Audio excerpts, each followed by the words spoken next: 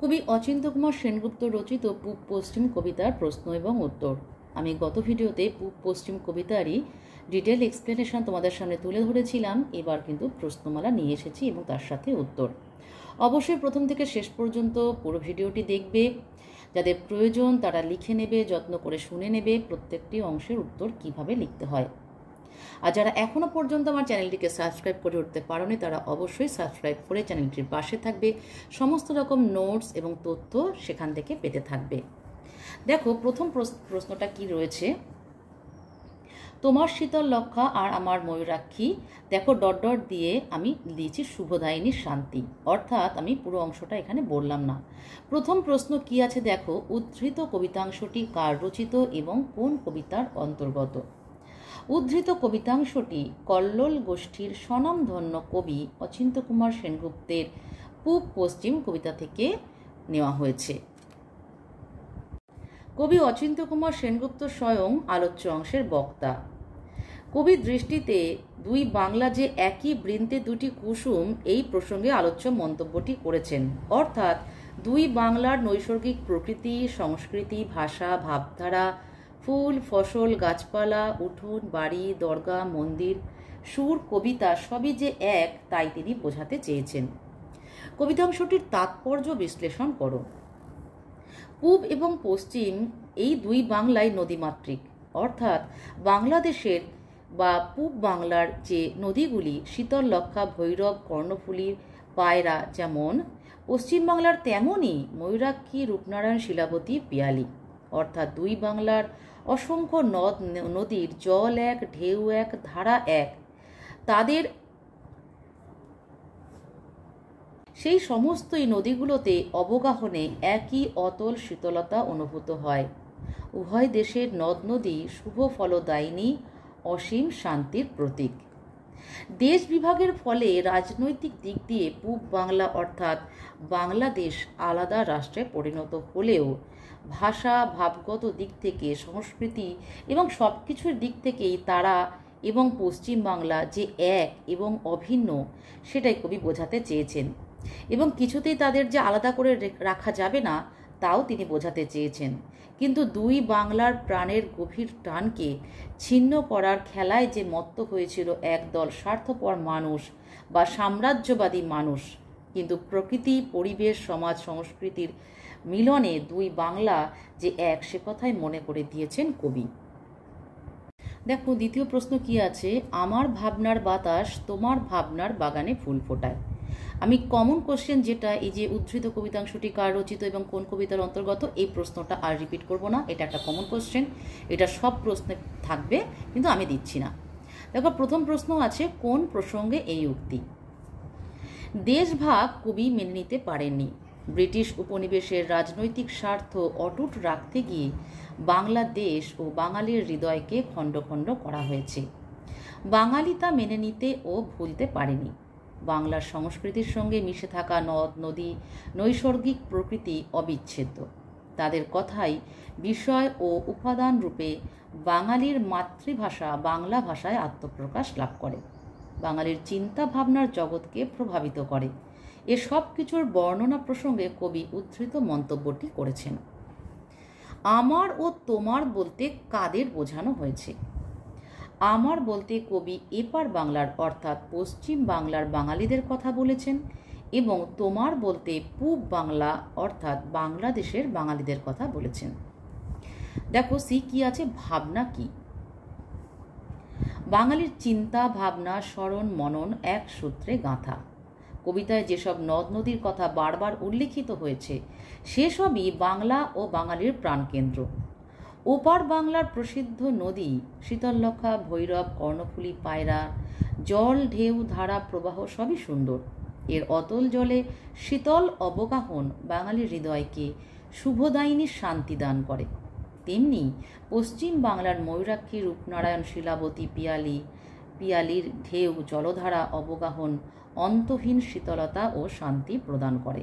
এ সব কিছুই বাঙালির হৃদয় স্পন্দনের সঙ্গে, বাঙালির ভাব ও ভাবনার সঙ্গে মিশে আছে। দেখো, ডি কোশ্চেনটা বা 4 নম্বর কোশ্চেনটা কি আছে, কার ভাবনার বাতাস কিভাবে অন্যের বাগানে ফুল ফোটায়। খুব ইম্পর্টেন্ট একটা প্রশ্ন। বাঙালি চিন্তার মুক্তির আনন্দে বিশ্বাসী।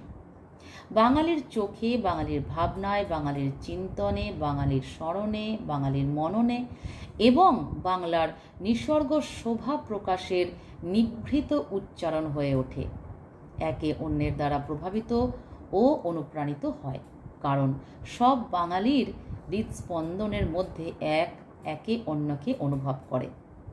এখানেই কবি অখণ্ড বাঙালি হৃদয়ের ঐক্যের পাশাপাশি পরস্পরের পরিপূরকতার কথা বলেছেন। 3 নম্বর দেখো কি আছে, এক সুতো এক ছন্দ একই লাবণ্যের টানাপোড়েন চলেছে একই রূপনগরের হাতছানিতে। কবিতায় কোন পটভূমি উল্লেখিত হয়েছে? সাম্রাজ্যবাদীরা হীন রাজনৈতিক স্বার্থে, দেশভাগের স্বার্থে বাংলাকে ভাগ করার চক্রান্তের পটভূমি এই কবিতায় উল্লেখিত হয়েছে। দেশকে টুকরো করে বাংলা ও জাতিকে টুকরো করা ক্ষমার অযোগ্য অপরাধ। এই বিষয়টি কবিকে অত্যন্ত ব্যথিত করেছে, তাই কবি এই বিষয়টি কবিতার পটভূমি হিসেবে বর্ণনা করেছেন। কবিতায় কি কি গাছপালা, কি কি সুরসঙ্গীত ও কি কি শিল্পের নাম উল্লেখিত হয়েছে? কবি অচিন্ত্য কুমার সেনগুপ্ত পূব পশ্চিম কবিতায় পূর্ববঙ্গ অর্থাৎ বর্তমান বাংলাদেশের গাছপালার মধ্যে নারকেল, সুপারি, অশোক, শিমুল প্রভৃতি গাছের উল্লেখ করেছেন। পশ্চিম বাংলার গাছপালার মধ্যে তাল, খেজুর, শাল, মহুয়া প্রভৃতি গাছের উল্লেখ করেছেন। দুই পাড়ের গাছগাছালির সরসতা, মধুরতা, শীতলতা, ছায়ার মায়াবী আবেশে মুগ্ধ কবি। এদের মুকুল মঞ্জরির সুবাসে কবি মোহিত। পূর্ব বাংলার ভাটিয়ালি সারিজারি গানের পাশাপাশি পশ্চিমের বাউল গম্ভীরা কবিকে মাতিয়ে তোলে। এগুলির সুর, টান এবং ব্যাকুলতা ও আকুতি কবি চিত্তকে অনির্দেশের দিকে টানে। আবার পূব বাংলার টাঙ্গাইল জামদানির কারুকার্য শিল্পকলার পরিপূরক পশ্চিম বাংলার ধনেখালি, বালুচরি। একই সুতো একই ছন্দের টানাপোড়েনে অদ্ভুত রূপ সৌন্দর্য ফুটে ওঠে, যা হৃদয়কে আপ্লুত করে। কবি অচিন্ত্য কুমার সেনগুপ্ত তাঁর পূব পশ্চিম কবিতায় বাঙালির স্মরণ মননের শিল্পরূপের মধ্যে যে ঐক্যসূত্রটি খুঁজে পেয়েছেন তা হল বাঙালির সাধনা, মূলত বহুর মধ্যে ঐক্যের সাধনা।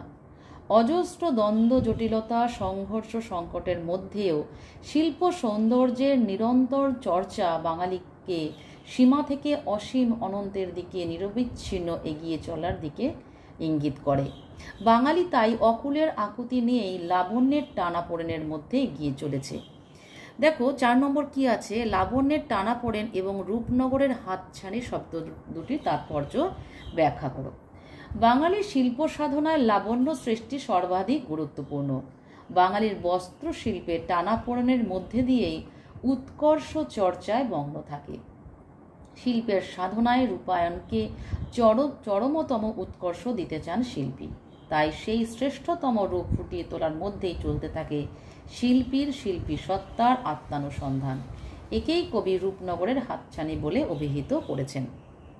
4 নম্বর কি আছে দেখো, কার সাধ্য অমৃত দীপিত সূর্যচন্দ্রকে কেড়ে নেবে আকাশ থেকে। উক্তিটি কার, কোন প্রসঙ্গে এই উক্তিটি কার আমি বলছি না, কিন্তু কোন প্রসঙ্গ সেই উত্তরটা বলে দিচ্ছি। কবি তাঁর পূব পশ্চিম কবিতায় বাংলা ভাগের ষড়যন্ত্রীদের তথা দেশভাগের ষড়যন্ত্রীদের শত্রু হিসেবে চিহ্নিত করেছেন। এক ভাষাভাষী, একই সমাজ সংস্কৃতি, অভিন্ন হৃদয় বাঙালিকে শুধুমাত্র দ্বিজাতি তত্ত্বের তকমা দিয়ে রাজনৈতিক স্বার্থের টুকরো করার সিদ্ধান্তের চরম সমালোচনা করেছেন।